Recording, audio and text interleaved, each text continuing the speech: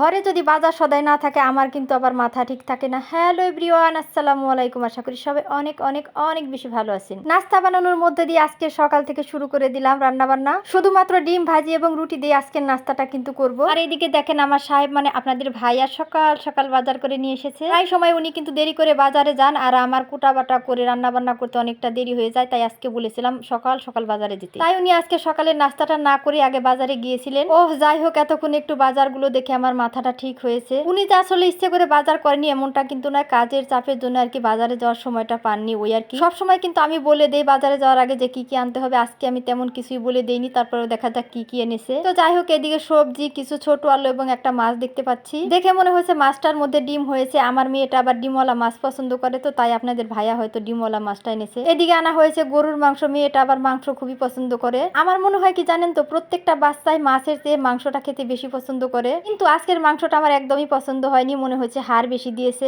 অন্যদিকে ছেলেটা আবার বেশ কয়েকদিন যাবত গরুর বট খেতে চাইছে, তাই তার জন্য আবার গরুর বটও নিয়ে এসেছেন। এখন সকাল সকাল বাজার আনি আর কি লাভ হলো বলেন? এই বট পরিষ্কার করতে করতে তো আমার সারাটা দিন চলে যাবে। চিন্তা করলাম দুপুরের জন্য হালকা পাতলা কিছু আগে রান্না বান্না করে নেই, তারপর বট পরিষ্কার পরে করব। এই তো সমস্ত মশলা দিয়ে মাংসটাকে মাখিয়ে নিচ্ছি। মাখিয়ে রান্না করলে কিন্তু মাংসটা খেতে বেশি মজা লাগে। ওরা তিনজনে মাংস দিয়ে ভাত খেতে পারলো, আপনাদের ভাইয়া কিন্তু মাংস দিয়ে ভাত একদমই খেতে পারে না, তার প্রত্যেকদিন মাছ বা ডাল সবজি অন্য কিছু লাগবেই। তো যাই হোক, মাংসটা আগে রান্না করি, তারপর দেখা যাক ওনার জন্য হয়তো অন্য বা একটা কোনো আইটেম করে দিতে হবে। যেহেতু গরুর মাংস রান্না করতে অনেকটা সময় লেগে যায়, তাই আমি আগে মাংসটা বসিয়ে দিচ্ছি, তারপর অন্যান্য কাজ করব।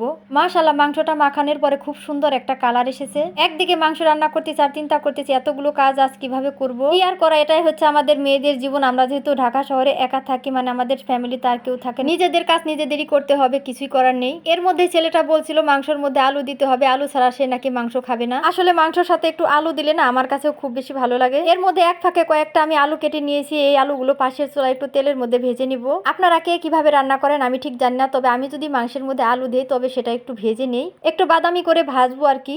মাংসের মধ্যে আলু ভেজে না দিলে আমার কাছে বেশি একটা মজা লাগে না। এর মধ্যে আমি কিন্তু বড় মাছটাও কেটে নিয়েছি। ওই মাছের মধ্যে অনেকখানি ডিম হয়েছে, সেখান থেকে কিছুটা ডিম নিয়েছি, কয়েকটা বড়া বানিয়ে দিব। আর এই বড় মাছের ডিমের বড়া খেতে আমার কাছে এত ভালো লাগে। তাড়াহুড়ার জন্য কড়াইটা মনে হয় বেশি একটা গরম করতে পারেনি, আর কড়াই তলার মধ্যে দেখেন লেগে গিয়েছে। কিছুই করার নেই, যাই হোক এগুলো ভেজে দিই, তারা এগুলো খেয়ে নিক।